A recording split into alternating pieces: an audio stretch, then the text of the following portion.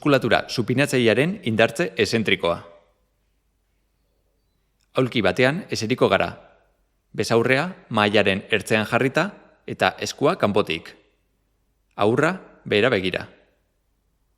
Oina erabiliz, goma zapalduko dugu, belaunaren barrutik geratuta.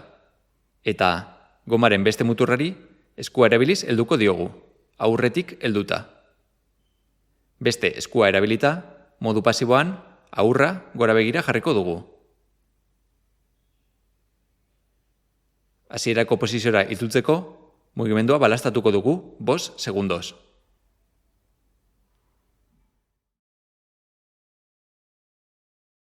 10 errepikapeneko 3 serie egingo ditugu, egunean behin.